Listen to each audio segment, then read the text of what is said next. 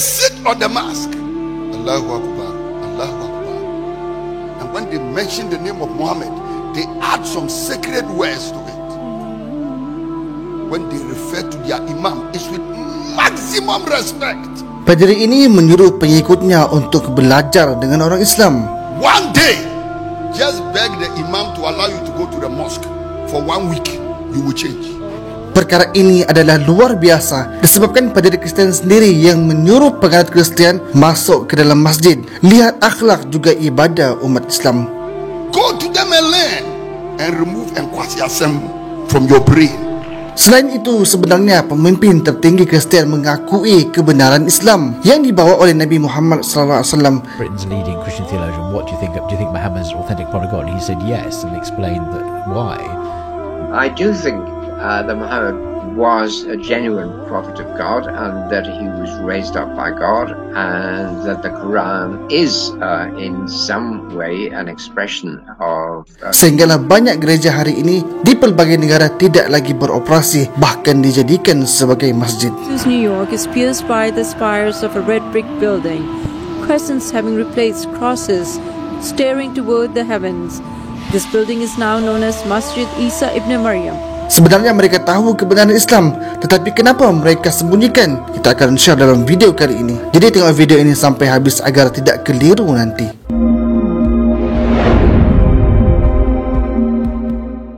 Assalamualaikum warahmatullahi wabarakatuh. Sahabat semua, apa khabar? Semoga sehat selalu dan dipermudahkan dalam segala urusan dan diberikan kecukupan. Sahabat semua, selalunya bila di gereja ni untuk orang Kristian yang memberikan ceramah ataupun nasihat untuk agama mereka, maka mereka akan memberitahu tentang kehebatan dan kelebihan Kristian. Tetapi baru-baru ini sebaliknya pula, seorang padri gereja Kristian memberi ceramah untuk penganut Kristian sendiri di dalam gereja, tetapi menyuruh pula semua penganut Kristian ini untuk masuk ke dalam masjid dan belajar kepada orang Islam, dan juga membandingkan masjid dengan gereja.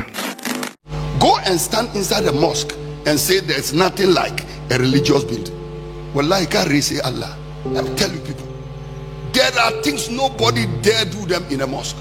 Mandela, you see church, if we were kneeling down, bowing down, kneeling down, bowing down, washing ourselves before we enter church, many people will stop church.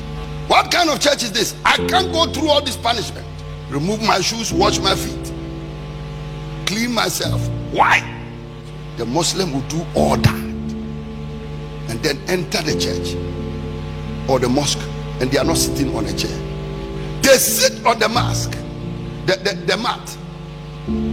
Allahu Akbar, Allahu Akbar. Sahabat semua, sememangnya umat Islam memang membersihkan diri daripada najis dan juga daripada hadas kecil dan juga besar sebelum melakukan solat, dan juga Muslim itu rukuk dan sujud, yang mana ia juga dilakukan oleh Nabi Isa AS sebagaimana disebutkan sendiri dalam Bible di dalam Matius, yang berbunyi dia sendiri menjauh lalu sujud dengan wajahnya menyentuh tanah dan berdoa, katanya, Bapakku, kalau mungkin biarlah cawan ini berlalu dariku, akan tetapi jangan seperti yang aku kehendaki, melainkan seperti kehendakmu. Ini menunjukkan bahawa Nabi Isa AS sujud dengan meletakkan wajahnya ke bumi. Bukan itu sahaja, padri ini juga memberitahu pengikutnya yang orang Islam sangatlah menghormati baginda Nabi SAW.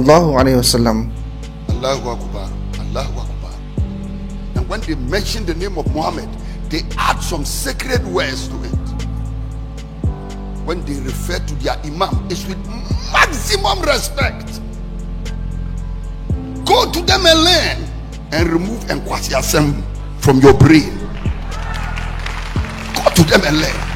Untuk mengetahui sahabat semua, ya, kita umat Islam ini bukan setakat menghormati, bahkan kita menyayangi dan mencintai baginda Nabi Muhammad SAW. Dan bila disebut nama baginda Nabi, maka kita akan sahut dengan SAW. Mungkin orang Kristian baru tahu, tetapi sebagai umat Islam, itulah yang dianjurkan oleh agama kita. Sebagaimana firman Allah Subhanahu wa taala, "Innallaha wa malaikatahu yusalluna 'alan nabi, ya ayyuhalladzina amanu sallu 'alaihi wa sallimu taslima." Yang bermaksud sesungguhnya Allah dan para malaikatnya berselawat ke atas Nabi Muhammad SAW. Islam, "Wahai orang-orang yang beriman, berselawatlah kamu untuk Nabi, ucapkanlah salam penghormatan kepadanya." Jadinya cinta dan kasih umat Islam kepada baginda Nabi SAW sangatlah tinggi dan tidak sama dengan agama lain. Kerana apapun yang dikaitkan dengan tujuan untuk merendahkan dan menghina baginda Nabi, maka seluruh umat Islam akan bangkit. Nama baginda Nabi SAW pun sangatlah dijaga, berbeza dengan agama lain, sehingga kan Tuhan mereka pun boleh dijadikan bahan lawak dan tidak ada yang kisah juga mempertahankannya.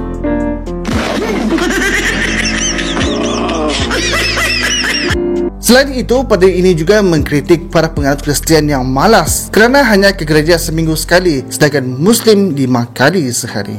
The meetings are too many. The Muslim, every day they go to the mosque. Not once a week, every day. And they go how many times? 5 times. You say you are going to heaven. Hell, cry, you won't qualify to go. Some of you, when you die, that's all. Even hell, God will send you there. You will not exist again. Oh, and you see, the meetings are too many. And the prayers are too many. And others are praying 5 times a day. Every day at 12 o'clock, you'll be at the mosque. Businessmen, rich people, you with your poverty. The Muslims are the people you see, rich man, contractor. He will park his car and go and kneel down and bow down with common members, commoners. And I don't think they also enter the mosque with their shoe. Sahabat semua, daripada ucapan padri ini, rasanya dia pasti dah pun melihat sendiri bagaimana umat Islam solat, berapa kali umat Islam solat, dan apa yang dilakukan sebelum solat. Juga bagaimana orang Islam bila dah masuk masjid dan solat berjemaah tetap teratur dan sama-sama. Tidak kira apapun pangkat, tidak kira kaya ataupun miskin, Muslim berdiri dalam saf yang sama dan semuanya sujud menyembah Tuhan Yang Maha Esa. Seterusnya, padri ini juga menyindir para pengikut Kristian dan membandingkan kesungguhan umat Islam jauh berbeza dengan mereka Kristian. We are saved by grace. But I'm telling you, if confessing Jesus but living carelessly and foolishly is what to take people to heaven, but Muslims, in spite of their diligence, we say they'll go to hell, I will say God is not fair. Why would careless people like us who are not serious?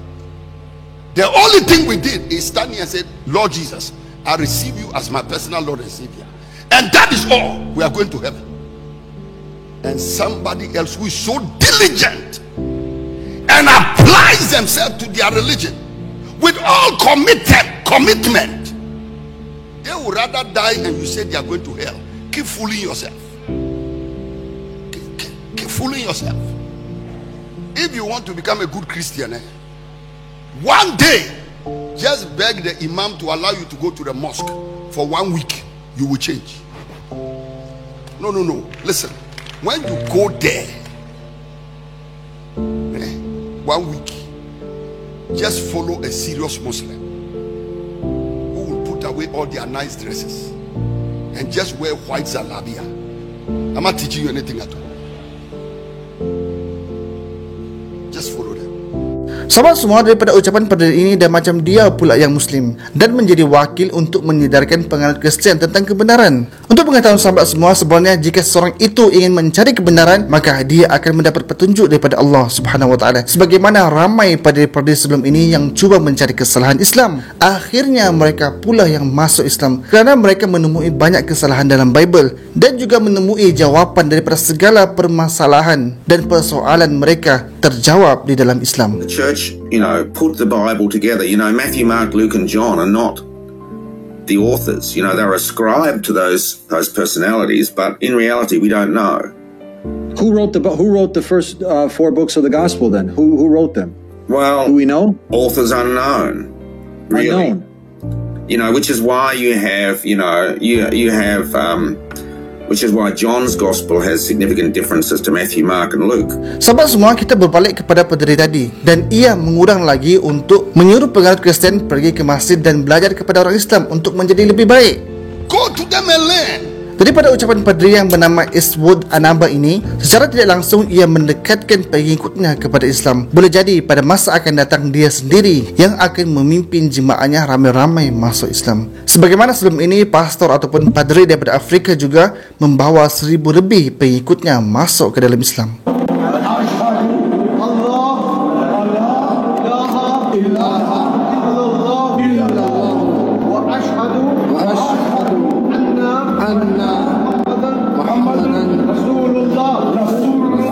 Itulah hidayah Allah Subhanahu Wa Taala. Untuk pengetahuan sahabat semua, pemimpin daripada gereja dan juga cendekiawan Kristian ini memang mengakui kebenaran Islam yang dibawa oleh Nabi Muhammad SAW, sebagaimana yang dibongkarkan oleh seorang pengkaji dan juga penemu lugah bagi agama Islam, Kristian dan Yahudi, iaitu Paul William. Blogging Theology is my small attempt to introduce some academic and scholarly content to the subject of comparative religion, especially concerning the Abrahamic faiths, Judaism, Christianity, and Islam. I also discuss philosophy and the intellectual challenges facing the Muslim world from secular liberalism. I have been enormously privileged to interview leading scholars from the universities of Oxford, Cambridge, Yale, Princeton, Munich, King's College London and Zaytuna College. Itu cendekiawan dan juga pemimpin Kristian ni yang tertinggi tahu bahawa Nabi Ibrahim, Nabi Musa, Nabi Isa sehingga Nabi Muhammad adalah utusan Allah. Mereka masing-masing membawa mesej dan bukanlah Tuhan. And I think the reason they do, and Keith Ward didn't elaborate on this, but I think it's fairly obvious. These are highly educated people. They're not idiots. They've read the Bible. They know their Bibles well. They're experts, and they also have studied Islam because it's.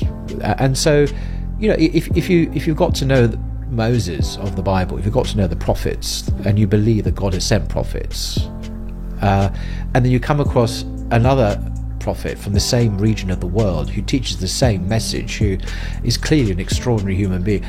What's not to accept? Why would you not accept that he's a prophet? Dan golongan intelektual seperti mereka ini bukanlah seperti pengagam Kristen yang lain yang tidak pun membaca Bible mereka. Cendekiawan ini belajar dan juga mengkaji agama mereka dan juga Kristen. Juga sebenarnya mereka ini bukan seorang dua, tetapi rata-rata cendekiawan Kristen ini mengakui kebenaran Islam dan Nabi Muhammad SAW sebagai utusan.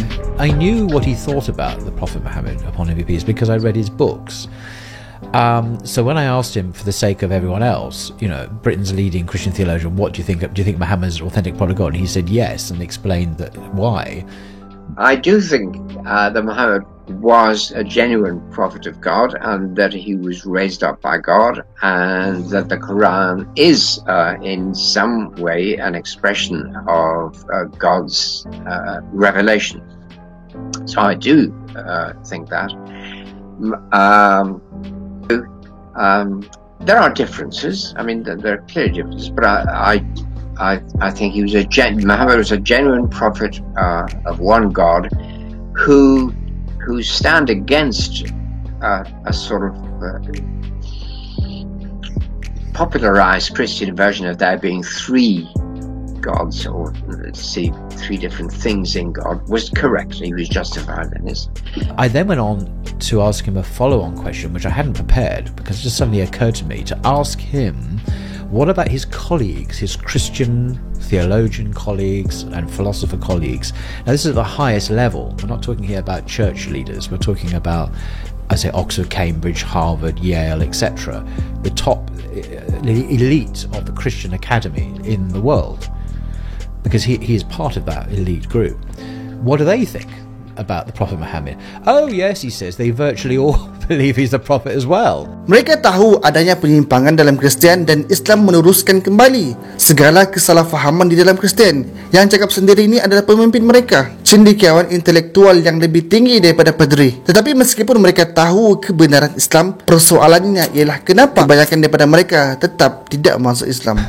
But why don't these people become Muslim, these scholars? Because, well, Keith Ward gave an answer which immediately struck me, as I've heard this before in the Quran. He said, well, you know, I don't need to. You know, I follow the tradition of my fathers. And Sahabat semua, kenyataan dengan mengatakan hanya mengikuti agama nenek moyang mereka yang terdahulu, ayat ini tidaklah lagi asing kepada kita, kerana Al-Quran telah pun menjelaskan perangai orang-orang kafir sebagaimana firman Allah Subhanahu wa taala, wa idza qila lahum ta'alu ila ma anzalallahu wa ila ar-rasul qalu hasbuna ma wajadna alayhi aba'ana awalau kana aba'uhum la ya'lamuna syai'an wa la yahtadun. Yang bermaksud, dan apabila dikatakan kepada mereka, marilah menurut kepada apa yang telah diturunkan oleh Allah, iaitu Al-Quran, dan kepada Rasulnya yang menyampaikannya, mereka menjawab, cukuplah bagi kami apa yang kami dapati daripada datuk nenek kami mengerjakannya. Adakah mereka akan menurut juga sekalipun datuk nenek mereka tidak mengetahui apa-apa dan tidak pula mendapat hidayah petunjuk? Ayat ini telah pun menggambarkan sifat orang-orang kafir sebenarnya, sehingga kan orang cerdik yang ada PhD, Prof dan sebagainya, Allah dah berikan kelebihan kepada mereka dan kebenaran ada di hadapan mereka, tetapi masih lagi memilih untuk berada di dalam kesesatan, memilih pegangan nenek moyang mereka, sedangkan mereka tahu kebenarannya. Sebab itulah hidayah petunjuk Allah ni mahal harganya, dan juga Allah berikan kepada siapa yang Allah kehendaki. Sebagaimana firman Allah Subhanahu wa taala, innaka la tahdi man ahbabta walakinna Allah yahdi man yasha wa huwa a'lamu bil muhtadin. Yang bermaksud, sesungguhnya engkau wahai Muhammad tidak berkuasa memberi hidayah petunjuk kepada sesiapa yang engkau kasihi supaya ia menerima Islam, tetapi Allah jualah yang berkuasa memberi hidayah petunjuk kepada sesiapa yang dikehendakinya menurut undang-undang peraturannya, dan dialah jua yang lebih mengetahui akan orang-orang yang ada persediaan untuk mendapat hidayah petunjuk kepada Islam. Petunjuk Allah Subhanahu wa taala ini kena cari juga, tidak boleh hanya ikut-ikut ataupun yang menjadi pak turut sahaja. Sahabat semua, bagi yang suka perbandingan agama, perkara ini menguatkan lagi kepercayaan kita bahawa selain daripada agama Islam, agama lain adalah ditolak, kerana hanya Islamlah sahaja yang diredai oleh Allah Subhanahu wa taala, jelas dengan bukti dan sebagainya. Sebagaimana firman Allah Subhanahu wa taala, inna ad-dina 'indallahil Islam, sesungguhnya agama yang diredai di sisi Allah hanyalah Islam. Jadinya bagi orang Kristian, kajilah dan juga belajarlah agama kalian, juga kajilah Islam, kerana jika anda mencari kebenaran, pasti anda akan jumpa. Al-Quran ini telah pun menjelaskan dan merakamkan kejadian juga penyimpangan yang mendakwa Nabi Isa AS disalib, sebagaimana firman Allah Subhanahu wa taala yang bermaksud, dan juga dakwaan mereka dengan mengatakan sesungguhnya kami telah membunuh Al-Masih Isa ibni Maryam Rasulullah, padahal mereka tidak membunuhnya dan tidak memalangnya di kayu palang salib, tetapi diserupakan bagi mereka orang yang mereka bunuh itu seperti Nabi Isa. Sesungguhnya orang-orang yang telah berselisih faham mengenai Nabi Isa, sebenarnya mereka berada dalam keadaan syak, ragu-ragu tentang menentukan pembunuhannya. Tiada sesuatu pengetahuan pun bagi mereka mengenainya selain daripada mengikut sangkaan semata-mata, dan mereka tidak membunuhnya dengan yakin. Al-Quran menjelaskan mengenai pembunuhan Nabi Isa yang mereka katakan itu adalah original sins ataupun penghapusan dosa bagi mereka-mereka yang terkebelakang ini. Juga antara dakwaan orang Kristian ialah Nabi Isa adalah Tuhan, sedangkan Allah Subhanahu wa taala rakamkan ayat Nabi Isa menidakkan dakwaan mereka, sebagaimana firman Allah Subhanahu wa taala, laqad kafara alladhina qalu innallaha huwal masih ibnu maryam wa qala al-masih ya bani israil a'budullah rabbi wa rabbakum innahu man yushrik billahi faqad harrama Allahu alaihi al-jannah wa ma'wahu an-nar wa ma liz-zalimina min ansar. Yang bermaksud, demi sesungguhnya telah kafirlah orang-orang yang berkata bahawasanya Allah itu ialah Al-Masih ibni Maryam, padahal Al-Masih iaitu Yesus sendiri berkata, wahai Bani Israel, sembahlah Allah Tuhanku dan Tuhan kamu, bahawasanya sesiapa yang mempersekutukan Allah dengan sesuatu yang lain, maka sesungguhnya Allah haramkan kepadanya syurga dan tempat kembalinya ialah neraka, dan tiadalah seorang penolong pun bagi orang-orang yang berlaku zalim. Allah rakamkan bagaimana orang-orang yang mempersekutukan Allah ini, yang mengatakan Nabi Isa adalah Tuhan, bersatu tiga dalam satu, maka mereka ditempatkan di dalam api neraka. Sahabat semua, ada banyak lagi firman Allah Subhanahu wa taala mengenai Nabi Isa. Bagi sahabat Kristian yang mungkin tengok video ini, bolehlah belajar agama Islam dan juga buat research mengenai Nabi Isa di dalam Bible dan juga di dalam Al-Quran. Carilah kebenaran, jangan hanya ikut sahaja tanpa anda faham agama yang anda anuti. Juga bagi kita orang Islam ni, belajarlah agama Islam, jangan hanya ikut-ikutan sahaja. Jadi kesimpulannya sahabat semua, Islam itu adalah cahaya yang menerangi kegelapan hidup manusia. Ada manusia yang mengikuti cahaya itu sehingga menerangi pengembaraannya. Ada juga manusia yang masih berjalan di dalam kegelapan meskipun cahaya ada di depannya. Sama-sama kita doakan semoga Allah tetapkan hati kita di dalam Islam, hidup di dalam Islam dan mati pun di dalam Islam. Semoga Allah juga memberikan petunjuk kepada mereka yang mencari kebenaran. Jadi cukup sekedar itu sahaja. Jika video ini bermanfaat, share sekarang. Assalamualaikum warahmatullahi wabarakatuh.